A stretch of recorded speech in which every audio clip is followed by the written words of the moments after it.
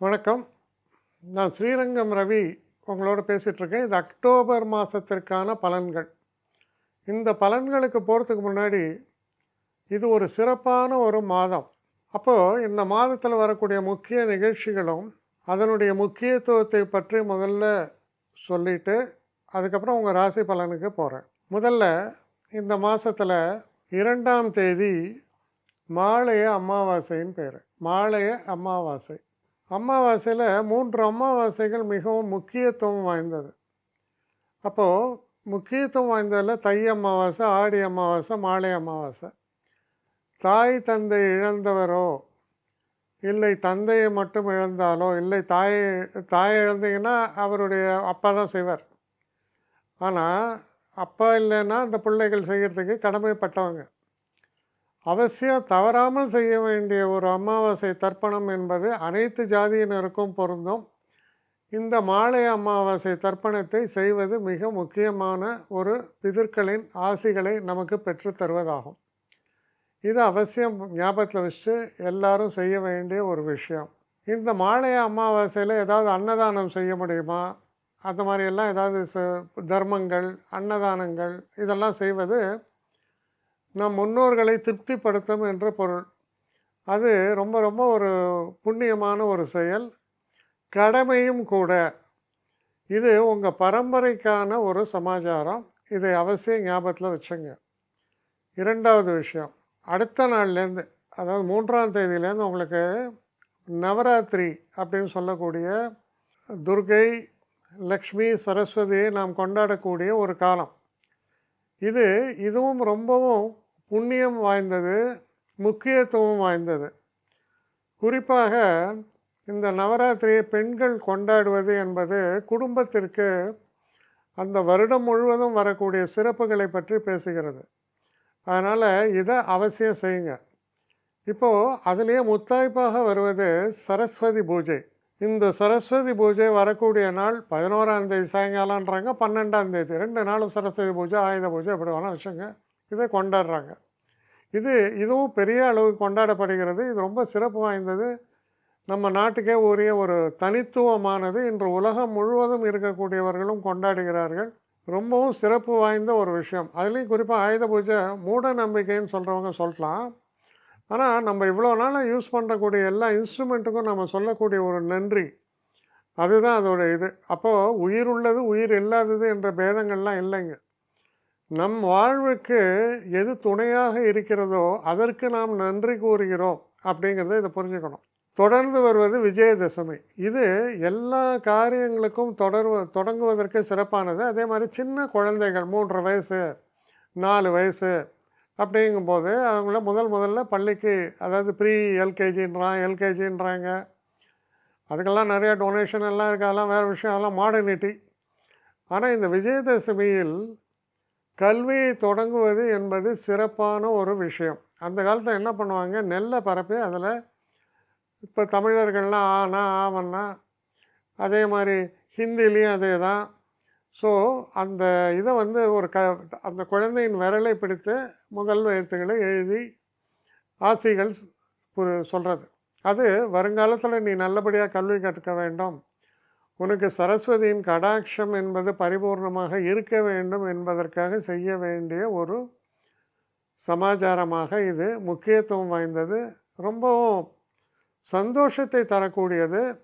இந்த நாளில் ஆரம்பிக்கக்கூடிய பல தொழில்கள் வெற்றி பாதையை நோக்கி செல்லும் என்பது நம்பிக்கை.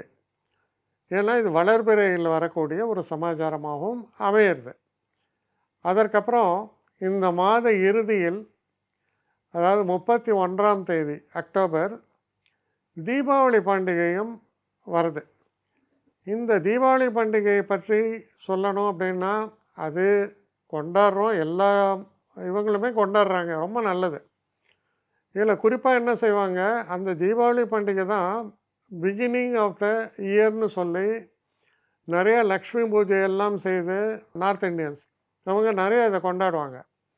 ரொம்ப மீனிங்ஃபுல் இது. என்ன காரணம்னா, சூரியன் தன்னுடைய நீச்சத்திலிருந்து மீள்கிறார். அதாவது 17ஆம் தேதியில் சூரியன் நீச்ச பாதையில் போய் 27ஆம் தேதி வாக்கில் பரம நீச்சம் 10 டிகிரியில் பரம நீச்சத்திலிருந்து கொஞ்சம் கொஞ்சமாக வெளியில் வந்து அவர் திரும்ப வளர்பிறை, சூரியனின் வளர்பிறை அப்படின்னு எடுத்துக்கலாம். அதான் இந்த தீபாவளி இது வந்து ரொம்ப விசேஷம். தீபாவளி அமாவாசை ஒட்டி வரக்கூடியது. புதிய கணக்குகள்லாம் தொடங்க ரொம்ப விசேஷம். அன்று லக்ஷ்மி பூஜை செய்வது என்பது லக்ஷ்மி கடாட்சத்தை உங்களுக்கு விருத்தி செய்து தரக்கூடிய ஒரு நிகழ்ச்சியாகவும் அமைவதால் இந்த மாதம் மிக மிக அற்புதமான நல்ல மாதம். பூஜைகளுக்கு உரிய மாதம், தெய்வங்களுக்கு உரிய மாதம். பிதர்களுக்கு ஆரம்பத்தில் பிதர்கள், அதாவது நமக்கு முக்கியமாக நம்ம வேதங்களில் சொல்லப்பட்டது ஒன்று பிதர்கள், அதற்கு அடுத்தபடியாக தெய்வங்கள். தெய்வங்களையும் வணங்கணும், பிதர்களையும் வணங்கணும். அதற்கான ஒரு சிறப்பான ஒரு மாதமாக இது அமைவதால் இதை நினைவில் கொண்டு ஒரு சின்சியாரிட்டியோடு இதை நீங்கள் செய்யும்போது நிறைய மாற்றங்களை கண்டிப்பாக உணர முடியும். துளாராசி. துளாராசி நேயர்களை பொறுத்தவரையில் உங்கள் ராசிநாதனான சுக்கிரன் அக்டோபர் 1 முதல் 15 வரை இருக்கக்கூடிய இந்த காலகட்டத்தில் எங்கே இருக்கார்? உங்கள் ராசியிலே இருக்கார். அப்போது ராசிநாதன் ராசியில் இருக்கும் பொழுது ஆன்ம பலம் கூடுகிறது. மனசில் ஒரு கன்விக்ஷன், தைரியம், நான் யாருக்கும் தாழ்ந்தவன் இல்லை, அதே நேரத்தில் எனக்கு திறமை இருக்கிறது, என்னால் முடியும். இது ஆணவத்தை குறிக்கவில்லை, செல்ஃப் கான்ஃபிடென்ஸை குறிக்கிறது. அதே போல் 12இல் புதன் உச்சம், கொஞ்சம் பயணங்கள்லாம் ஏற்படலாம். படிக்கக்கூடிய மாணவர்களுக்கு கொஞ்சம் முயற்சி பண்ணிங்கன்னா மிகப்பெரிய வெற்றிகளை அடையக்கூடிய வாய்ப்புகள், அதிர்ஷ்டம் துணை நிற்கும், இதெல்லாம் இருக்குது. குரு 8ஆம் வீட்டில் இருக்கும்போது அதிர்ஷ்ட குறைபாடுகள் உண்டு, அது நிவர்த்தியாகுது. அதிர்ஷ்ட குறைபாடுகள் என்பது நிவர்த்தியாகிறதுனால நன்மைகள் நடக்கும். என்ன காரணம்? குரு வக்கரம். அதே நேரத்தில் 6ஆம் இடத்தில் சனி வக்கரமாக இருக்கும்போது உடல் ஆரோக்கியத்தில் சில குறைபாடுகள் ஏற்படலாம். ஆனால் அந்த குறைகள் எப்போ நிவர்த்தி ஆகும்னா நவம்பரில் நிவர்த்தி ஆகிடும். அதனால் இப்போது அதற்கான ஒரு முயற்சிகள் எடுங்க, நன்மைகள் ஏற்படும். அதே போல் சில பேருக்கு பார்த்திங்கன்னா தன் ஆன்மாவை உயர்த்தக்கூடிய தியானம், தவம் போன்ற விஷயங்களில் ஈடுபாடு உண்டு. அந்த ஈடுபாட்டுக்கு நல்ல தீனி கிடைக்கிறது, உயர்வை அடைகிறீர்கள். அதே போல் 9இல் இருக்கக்கூடிய செவ்வாய் 2ஆம் பகுதிக்கு வரும்பொழுது பார்த்தா இதை சொல்லலாம். 9இல் வரக்கூடிய செவ்வாய் 10ஆம் வீட்டுக்கு வந்தால் தொழிலில் மிகப்பெரிய மேம்பாடு, தொழிலில் வெற்றி, வெளிநாட்டு பயணங்கள், படிக்கக்கூடிய மாணவர்களுக்கு மிகப்பெரிய உயர்வுகளை சொல்கிறது 2ஆம் பகுதி. அதே நேரத்தில் 11ஆம் வீட்டுக்குடைய சூரியன் உங்கள் ராசிக்குள்ளே பிரவேசிக்கிறார். அப்போது கொஞ்சம் உடல் ஆரோக்கியத்தில் மட்டும் கொஞ்சம் கவனமாக இருங்க, வேறு ஒன்றும் இல்லை. அதுலேயும் குறிப்பாக ஐ ப்ராப்ளம் உள்ளவங்க, அப்புறம் இந்த மூட்டு வலி, முதுகு வலியெல்லாம் உள்ளவங்கள்லாம் கொஞ்சம் கூடுதல் கவனத்தோடு செயல்படுங்கள். மற்றபடி பெரிய பாதிப்பெல்லாம் ஒன்றுமே இல்லை. இந்த ஒரு காலகட்டம் உங்களை பெரிய அளவு உயர்த்தக்கூடிய ஒரு காலகட்டம், சிறப்புகளை தரக்கூடிய ஒரு காலகட்டம்ன்றதை உறுதியாக நம்பலாம். துளாராசி நேயர்களை பொறுத்தவரையில் இந்த ஒரு பீரியடில் பார்த்திங்கன்னா தனவரவு என்பது கூடும். ஏன்னா இந்த 2ஆம் பகுதியில் சுக்கிரன் 2ஆம் வீட்டுக்கு பிரவேசிக்கிறார். புதன் 9ஆம் வீட்டுக்கும் 12ஆம் வீட்டுக்கும் உள்ள புதன் உங்கள் ராசிக்குள் நுழைகிறார். அதனால் செய்யக்கூடிய செலவுகளும் உருப்படியாக இருக்கும், வரவும் அதிகரிக்கும். அப்போது பெரிய குறைகள் ஒன்றுமில்லை, நிறைகளே நிறைந்து காணப்படுவதால் சிறப்பான மாதம் அப்படின்னு தான் இதை எடுத்துக்கணும். உங்கள் முயற்சிகள் எல்லாம் நல்ல முன்னேற்றத்தை நோக்கி செல்லும் அப்படின்னு இருக்கக்கூடிய ஒரு காலத்தினால புதிய முயற்சிகளை தொடங்குவதற்கு சரியான ஒரு காலகட்டமாக இது அமைகிறது. என்னை காண்டாக்ட் பண்ணணும்னு நிறைய பேர் நினைக்கிறீங்க.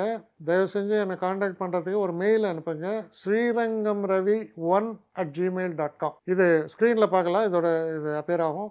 இந்த மெயிலுக்கு எனக்கு அனுப்புங்க.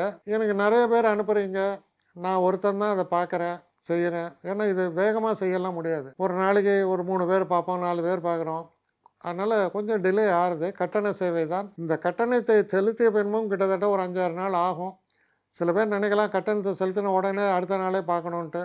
அப்படி என்னால் முடியல. கொஞ்சம் பொறுமையும் நிதானமும் தேவையும் இருப்பவர்கள் நிச்சயமாக காண்டாக்ட் பண்ணுங்கள்.